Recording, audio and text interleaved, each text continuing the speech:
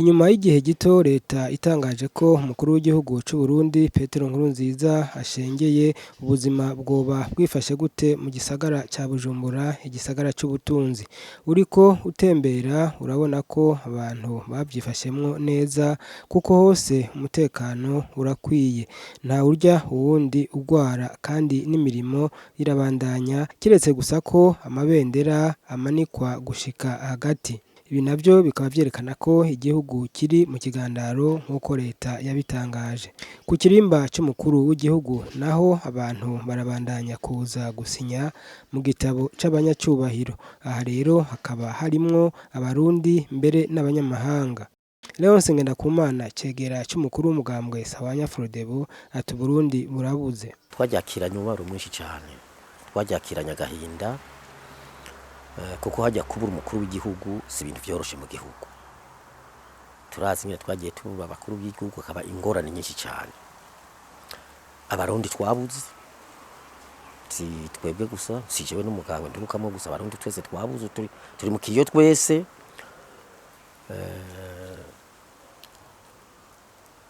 Uburundi bwabuze, twabuze intwari, twabuze umushinga ntahe, tubona ko yari afise ijambo mu gufata ingingo, ntiyumviriza ibyo abantu bavuga kuri iyo ngingo, ntiyumviriza ibyo bamuvuga ko baba bo mu gihugu hagati canke mu makungu, yayifata kandi akayemanga. Represident umukuru w'igihugu Nkurunziza yari umuntu akunda abantu, bakunda kunezerwa kandi yiyemera nkuko niko ndabivuga. Akunda cyane cyane kunezerwa muri ibi by'inkino, ibi by'imico kama. Twabona kenshi ari kumwe n'abanyagihugu canke ahantu hose habaye ibintu bituma abantu binezereza yabahari. Igihugu rero kirabuze, abanyagihugu turabuze, amakungu arabuze, inshuti n'abagenzi b'igihugu barabuze. Twese rero turi mu mubabaro, turi mu kigandaro muri iki gihe. Ari naco gituma kugira ngo iryo teka yari iteye akaba iteye n'igihugu, dusavye abanyagihugu bose aho bari hose kugumya umutima mu nda. Abanyagihugu bose kwemera no kumva yuko twabuze, bakaguma bafatanye mu nda, bakaguma bakundana muri bibe bitoroshe, kandi bakaguma hagarariye amahoro n'umutekano kuko ni ikintu gihambaye. Hamwe uruvugo rwoca rukurikiranwa no kutumvikana abanyagihugu, rugakurikiranwa n'ihungabanya y'amahoro n'umutekano, murumva twaba tumukurikije ibibi, ntituba turiko turibuka ivyo byose yadufashe gushikako. Muce muraba icyo amategeko avuga, ubu ninde azo baratwara igihugu muri iki kiringo c'amezi abiri? Byose byarategekanijwe n'ibwirizwa shingiro rihari.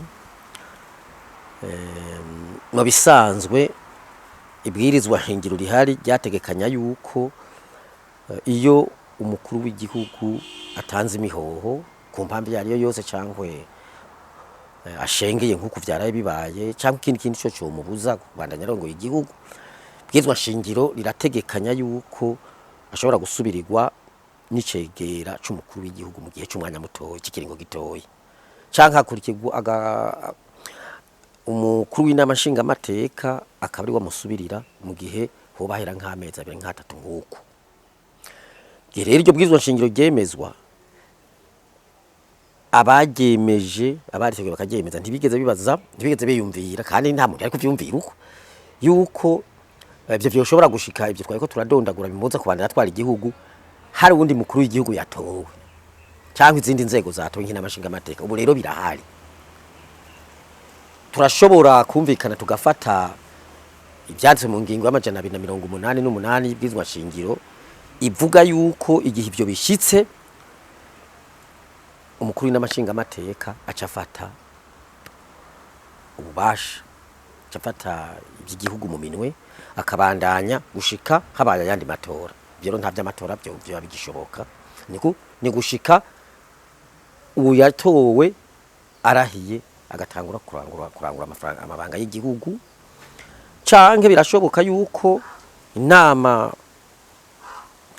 shikiranganji n'ivyegera vy'umukuru w'igihugu barahari na sentaje kubariza kwizwa shingiro na n'umugwi uje gutegura no gutunganya amatora ashobora kumvikana bakavuga ati kiriya kirangamisi twaragize gishika mu kumunani tukigabanye kuko urumva nibihe bidasanzwe turimo kandi ibikenewe kugira bibe birahari reka tukigabanye uyu unyarahire vuba badashatse kwirwaraga ivyo byose byo ko hari abandi botwara igihe kirekire na karabantu baramfata kibanza ntibanavyemera cyane barashobora kumvikana rero umukuru w'igihugu ari akarahira inama nshinga amateka irahari zocirahira bagaca bumvikana inama nkenguza amateka igatorwa abazoyitora barahari byose birategekanijwe birahari mugo ivyo byose bizosaba yuko leta ihari isaba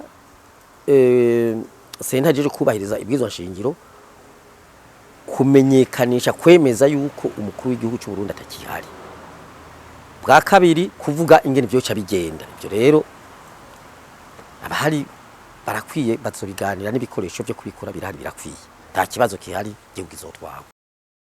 Eka Natasiano Sibomana yahojeje umuryango wabuze nibisanzwe n'umunyagihugu kabura umukuru w'igihugu gwakira nabi aje bituma mfasha akanya kugira mpoze umuryango w'amaraso mpoze n'abarundi bose kuko ivyo ari byose yaradutwaye imyaka hafi 15 ico ni cyambere icya kabiri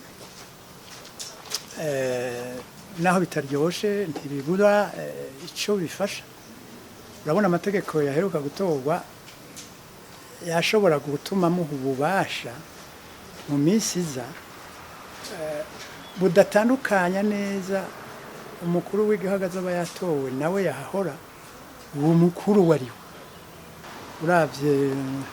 turavye mu bya politike tukaraba mu by'imigenderanire tukaraba ingene imigambwe mu Burundi yatataguranye tukaraba ivy'amatora ingene bigenda muri urwo ruhara rwa politike nta kintu ciza twavuga dusigaranye imigenderanire ntitukigira ubuduhani gwere iyo migenderanire nayo itakigenda neza imfashanyo zica zihagarara abarundi bakicwa n'ubukene urumva aho ntiriwe ndavunda aja kure muri bya politike ntaco twoyaga mu by'ubutunzi nuko nyine uravye dolare imbere y'ibihumbi 2005 aho ryari rigeze naho rigeze ubu karaba ifaranga ryacu aho ryari naho riri ubu cubona ko ibintu byayangaye ibintu vya ruswa kurya ruswa naho yamabivuga mu majambo yashikiriza nta kintu na kimwe cyahindutse ahubwo byarongerekanye ubu abaronka amasoko n'abantu begamiye ubutegetsi gusa bakomakomeye nabo nyene bake cyane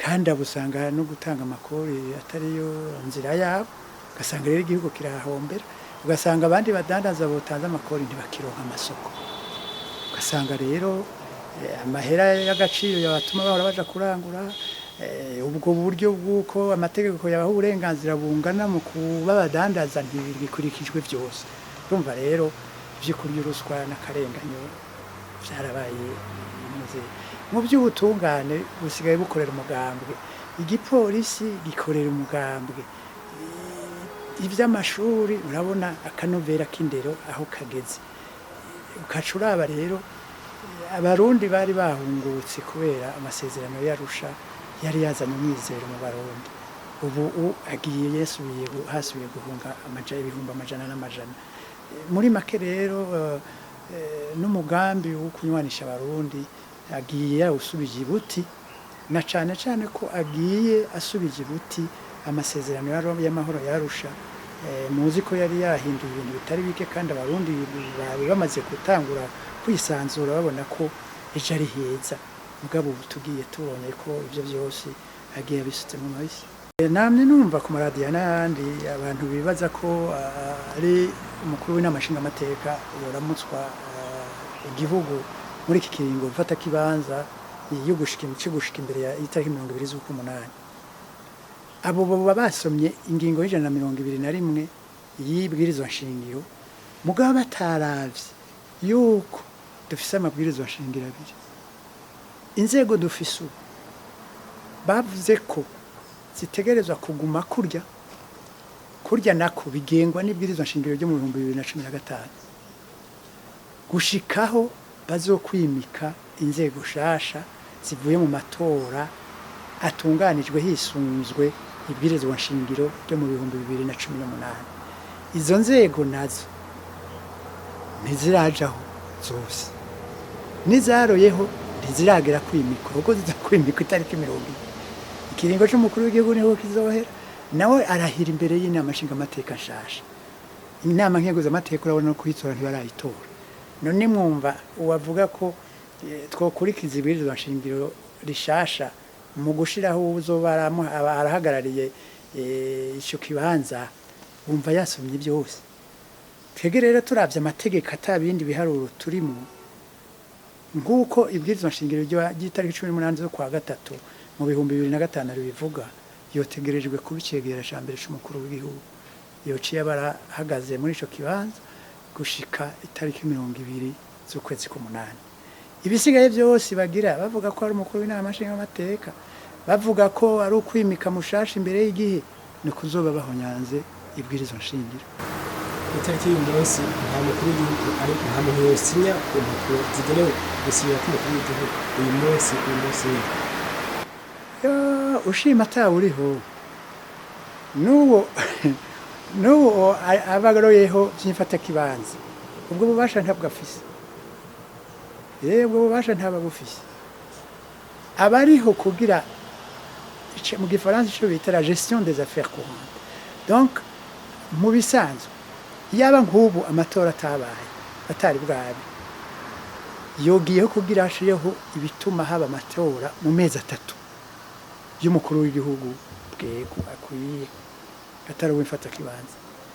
Abo rero baba barafasha igihugu mu bintu bibayabaye, mugabo nta ngingo z'umukuru w'igihugu yatowe canke yimitswe nk'uko amategeko abigenga abivuga ashobora gufata. Ahari mfata kibanza, yamara mfata kibanza mu mugabo.